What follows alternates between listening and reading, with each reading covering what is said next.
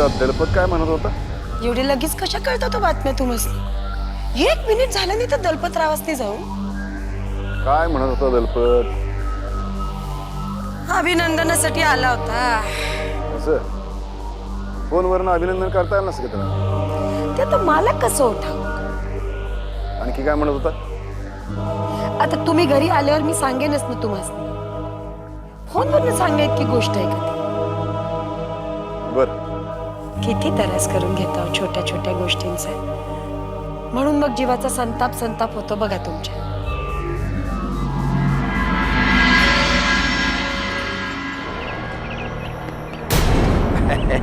दीपकराव, खरं तर आम्ही तुमच्या पिताश्रींचे तुम्ही आमचा तरी मान ठेवता. मोज वाटते की एवढे यशस्वी बापाचा पोरगा एवढा नम्र. अहो दलपतराव, तुम्ही आमच्या वडिलांसारखे. खरे खानदानी संस्कार म्हणतात की हेच. एवढ्या हाय प्रोफाईल बापाचा पोरगा एक फॅक्टरी चालवतो, ती बी मनापासून चालवतो.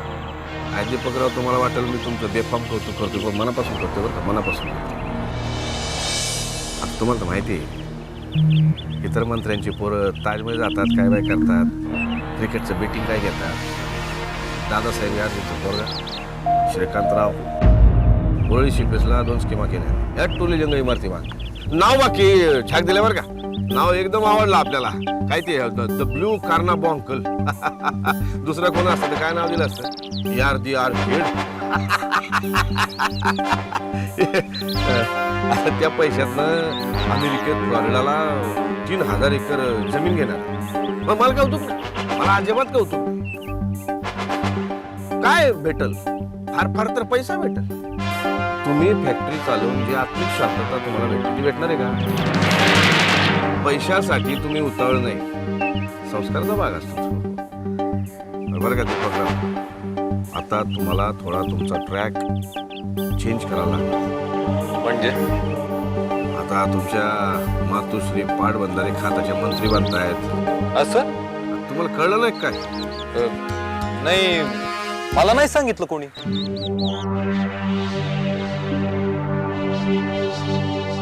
सकीना, बस की. बस बस. आजकाल लई कामात असतो तू. तर आमच्यासाठी पण येळ काढा. नाही होय पण दादा असं काही. बोला. काय आहे, वहिनी साहेबांना पाटबंधारे खात्याचं मंत्रिपद मिळण्याची शक्यता आहे अशी बातमी आली आहे पेपरात. होय पण दादा सगळे वावड्या उडवतात ही लोक. वावड्या कशी असते? फ्रंट पेजची बातमी. पेपरला बातमी येते पण फ्रंट पेज वरती शेंदणा नदीचं प्रकल्पाचं काम तडीस जावं म्हणून सुमित्राबाईंना मंत्रिपद मिळण्याची शक्यता आहे. फ्रंट पेजची बातमी. हो, शेंदणा नदी प्रकल्प वो तो बहुत बड़ा काम है. वहिनी साहेबांना मंत्रिपद मिळालं तर बरंच होईल नाही म्हणजे वरच्या कॅनलमुळे सगळे प्रश्न सुटतील नाही. बकरे वस्तीतले लोक त्यांना जन्मभर दुवा देतील. तुमचं कार्यक्षेत्र विस्तारा. या भागात राहून झालं, या भागाचा अभ्यास करून झाला, एक फॅक्टरी चालून झाली, यशस्वी पण आहे. आता मातोश्रींबरोबर मुंबईत जा, मंत्रालयाचा अभ्यास करा, खात्याचा अनुभव घ्या. आपल्या मातोश्रींना पाटबंधारे खात्यात मदत करता करता मोठे व्हा दीपकराव. तुमचं कार्यक्षेत्र विस्तारा. प्रयत्न करेन. तुम्ही यशस्वी होणारच. आता चिमनरावांचे आडाखे तडाखे वेगळे असले की तुम्हाला काही करता येत नाही, ती गोष्ट वेगळी. त्यांचा एक अंदाज आहे गोष्टी हँडल करण्याचा. काय आता लोक म्हणतात चिमनरावांनी दीपकरावांवर अन्याय केला, पण मी असल्या फालतू गोष्टींकडे लक्ष देत नाही. मी त्याला सांगतो हे त्यांना त्यांच्या आखाड्यात तयार करतायत. अन्यायाचं म्हणाल मांजरीचे दात मांजरीच्या पिलांना लागत काय. येऊ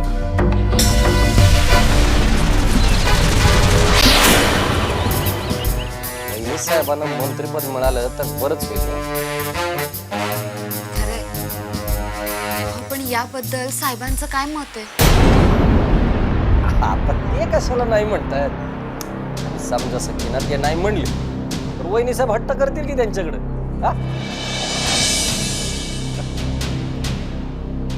सकीना, मला एक सांग, म्हणजे तुला काय वाटतं बघ,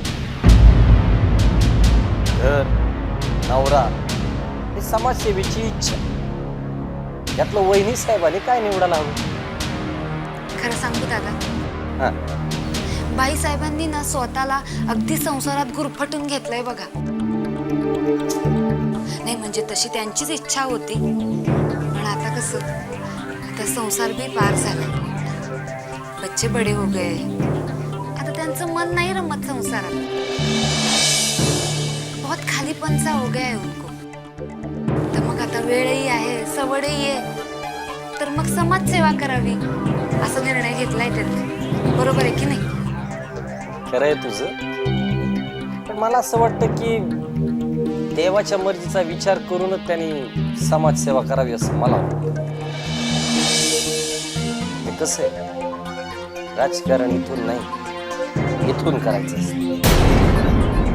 अर्थात हे तुम्हा लोकांना कळेपर्यंत राज्याचा मुख्यमंत्री बदललेला असेल. म्हणजे सांगायचं काम मी केलं, बाकी देवाची मर्जी.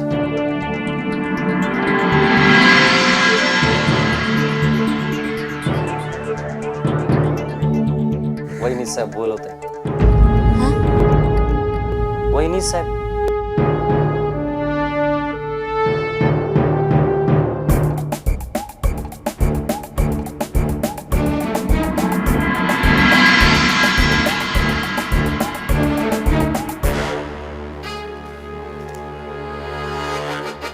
शेंदना नदी प्रकल्पाला गती मिळावी म्हणून सुमित्राबाईंना मंत्रिपद मिळण्याची शक्यता.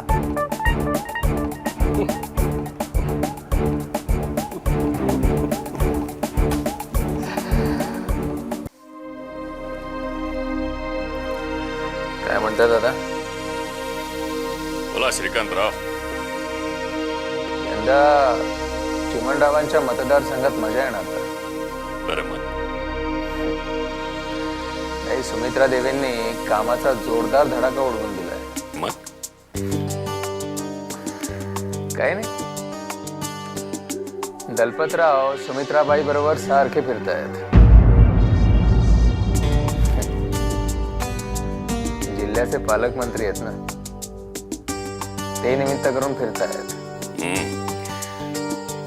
मजा येणार आहे म्हणा की. मग खरंय, हा दलपतराव एक नंबरचा इबलीस माणूस आहे. श्रीकांतराव, या माणसाचं एक वैशिष्ट्य तुम्ही लक्षात घ्या. समोर परिस्थितीचा पहाड जरी उभा राहिला ना तरी हा डगमगत नाही. त्या पहाडाला छन्नी लावत बसणार, त्याच्या चिरा काढत बसणार. आता सुमित्राबाई एवढ्या घरंदाज बाई पण तिच्या सोबत राहणार आणि त्यांच्या मनात सत्तेची लालसा निर्माण होती की नाही बघत राहणार. बाकी खऱ्या हिमतीचा माणूस आहे, नाही का? तर चिमणरावांना त्यांच्या बायकोकरवी शह देण्याचं सूचना वेगळं आणि त्यावर लगेच काम सुरू करणं वेगळं. नमस्कार वहिनी साहेब, दलपत बोलतो. जी नमस्कार, बोला. काय नाही, एक गोष्ट लक्षात आली, म्हटलं तुमच्या कानावर झाले म्हणून फोन केला. नाही, लोक तुम्हाला आता वहिनी साहेब म्हणत नाहीत, बाई म्हणतात. झालंय खरं असं. कारण काय सांगू का? काय? तुम्ही आता महाराष्ट्राच्या वहिनी साहेब राहिला नाहीत. तुमची स्वतःची स्वतंत्र अशी ओळख तयार झालेली आहे. आणि फक्त आपल्या भागातच नाही बरं का वहिनी साहेब, विधानसभेतही तुमची स्वतंत्र ओळख तयार झालेली आहे. मला नाही वाटत असं. काय असं बोलता वहिनी साहेब? तुमचं भाषण केवढं गाजलं विधानसभेत. फार फार सुंदर भाषण केलं तुम्ही या भागातल्या शेतकऱ्यांना. मुख्यमंत्री चाट पडले तुमचं भाषण ऐकून. आणि बरं का वहिनी साहेब, तुमचं भाषण झाल्यावर मुख्यमंत्र्यांनी मला चेंबरमध्ये बोलून घेतलं आणि मला म्हणाले, एवढं अभ्यासपूर्ण भाषण करणाऱ्या सुमित्राबाईंनी स्वतःला घरामध्ये गाडून घेणं हा स्वतःवर आणि समाजावर केलेला अन्याय आहे. अहो पण खरं सांगू का तुम्हाला, आमची ती सखी आहे ना, ती बसते कॉम्प्युटरवर आणि आमच्या भागातला एक PSI बी आहे. तो ड्राय भागात वाढलेला आहे. तो सांगतो एक एक प्रश्न. तेच बोलले हो मी, माझं काही नाही त्या भाषणात. इंटरनेटवर बसणाऱ्या मुली नाहीत का इतर मतदारसंघात? का ड्राय भागात वाढलेले PSI नाहीत? त्यांना करता येतात का आपली भाषणं? सगळ्यांचं लक्ष फक्त मला कुठलं पद मिळतं आणि माझं काय होतं याकडे लागलेलं असतं बघा. अहो वहिनी साहेब, काही वीर तर झोपायला येतात विधानसभेत.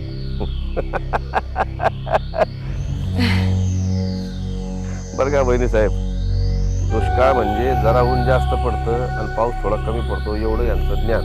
आता बोला. एक जण मला बी बोलत होता दलपतराव, तुमचा मतदारसंघ आणि माझा मतदारसंघ जवळ जवळ आहे, पण माझ्या मतदारसंघात एवढे प्रश्न कसे नाही? वा छानच म्हणाव. अहो वहिनी साहेब, मुख्यमंत्री म्हणत होते सुमित्राबाईंचं हे भाषण ट्रान्सलेट करून दिल्लीला पाठवायला पाहिजे रॉट कमिटीकडे. मला म्हणाले पाहू देत दिल्लीतल्या विद्वानांना समाजाची जाण म्हणजे काय असतं ते. म्हणाले नुसते पडत मूर्ख बसतात का बेट्यांवर. बाई तुम्ही मला सांगा, अमेरिकन युनिव्हर्सिटीमध्ये प्रबंध सादर केला की भारताचा दुष्काळ कळतो काय हो? अहो एवढं काही महत्वाचं नाही बोलले मी. नाही, तुम्हाला वाटतं ते बरोबर. आपल्या बहिणाबाईंनी सुद्धा मान्य केलं नसतं की त्या पुन्हा मुंबईच्या कवींपेक्षा मोठ्या कवयित्री आहेत म्हणून.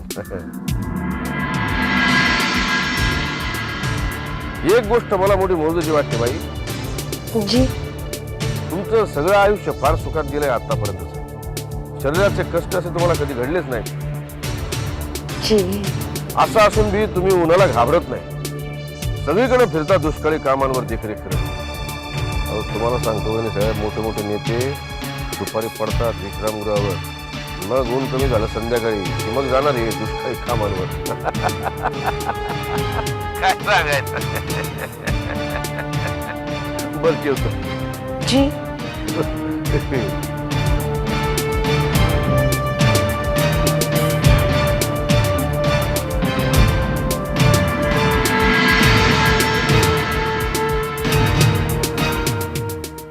त्याचं काय श्रीकांतराव, बुद्धिबळातलं गॅसलिंग असतं ना, ते तोडायला तसाच एखादा रेम्या डोक्याचा मोहरा लागतो.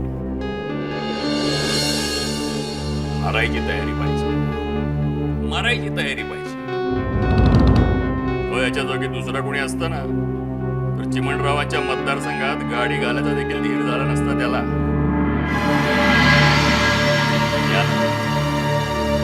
डायरेक्ट चिमणरावांच्या ग्रह सौख्यालाच हात घातला. राजकारणात हे असे लोक फार वाढायला लागले.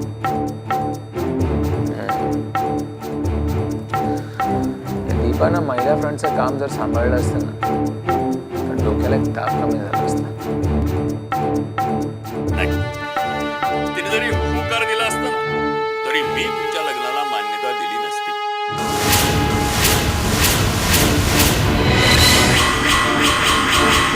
हा, बायकांनी राजकारणात यायला माझा विरोध नाही. माझ्या मुलाच्या बायकोनं राजकारणात यायला मात्र माझा विरोध आहे. एक बोलू दादा, फार जुनाट विचारांचे आहेत तुम्ही. बायकांना कधीतरी माणूस म्हणून ट्रीट करत जा. बायकांचा माणूस पण मलाही मान्य आहे. किंवा त्यांच्या माणूसपणावर माझा देखील विश्वास आहे. म्हणूनच म्हणतो, त्या माणूस आहे, मोह होतो, म्हणजे सत्तेचा मोह होतो, स्वातंत्र्याचा मोह होतो. हे नीट लक्षात घ्या. नाही पडत. ठीक आहे, आता सुमित्राबाई मोठ्या जोमानं कामाला लागल्यात. बघत राहा काय काय होत आहे. मोठा मैदान जवळच आहे. सत्तेच्या मोहापायी चिमणरावानं संसाराचं गॅसलिंग तोडून टाकलंय, लक्षात घ्या. मी उद्या कोल्हापूरला चाललोय एका मित्राच्या लग्नासाठी. येताना वाट वाकडी करून चिमणरावांच्या मतदारसंघात जाऊन येईन म्हणतोय. पण पुन्हा राजकारणी माणसाला भेटू नका. माहिती कशी मिळणार? प्रकल्प अधिकाऱ्याला गाठायचं. माहिती तर देतोच, त्याचबरोबर आजूबाजूची माहिती सुद्धा सांगतो. दादा एक सांगायला विसरलो, पाटबंधारे खात्यात माझा एक कॉलेज मित्र काम करतो. तो आज येणार आहे भेटायला. काय चावरे, हा? कशी काय झाली मीटिंग त्या दलपतरावा बरोबर? म्हणजे तुम्हाला कसं काय कळलं पण हे? आता आम्हाला पण काही गोष्टी कळतात. आतापर्यंत राजाला गुप्तहेर असतात असं माहिती होतं, पण आता प्रत्यक्ष पाहिलं सुद्धा आम्ही. आता पाहिलंय ना, हा सांगून टाका एकदाच. काय म्हणत होते ते दलपतराव? नाही, दलपतराव म्हणत होते की आता आपल्या भागात दुष्काळ आहे.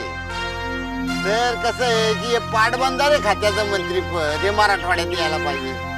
तेव्हा आपल्या वहिनी साहेब होतील का पाटबंधारे खात्याचं मंत्री असं म्हणत होती ती. अजून काय म्हणाले? नाही, वहिनी साहेबांना आता कामाची जोड ठेवायला लागणार असं सांगत होती ती. मग बाई साहेबांनी काय उत्तर दिलं? नाही, त्या म्हणल्या की साहेबांना विचारून सांगते. एक सांगतो तेवढं लक्षात ठेवा, बाई साहेबांच्या मनात सत्तेचा लोभ निर्माण करायचं कारस्थान चाललंय त्या दलपतचं. पण काय हरकत आहे, वहिनी साहेबांनी मंत्रिपद घेतलं ते. चावरे, हा. तुमच्या बोलण्यावरनं तर मला असं वाटतंय तुम्ही त्या दलपतला सामील तर नाही ना? आपण तुम्ही असं काय म्हणता राव? तुम्हाला अजून त्यांचा डाव कळलेला नाही ना म्हणून. कशावरून? आता बाई साहेबांनी साहेबांच्या भावनांची आणि मतांची कदर नको का करायला? अहो, पण साहेबांनी नको का वहिनी साहेबांची विचारपूस करायला? आता नुसत्या चर्चा नकोच चावरे. हा. आता मी जे काय सांगतोय तेवढंच ऐकायचं. कोणत्याही परिस्थितीत बाई साहेबांना मंत्रिपद भेटता कामा नये. वाटेल तेवढा बंदोबस्त लावायला लागला तरी लावा, पण बाई साहेबांना मंत्रिपद भेटता कामा नये. कळलं का मी काय सांगतोय ते? निघा आता.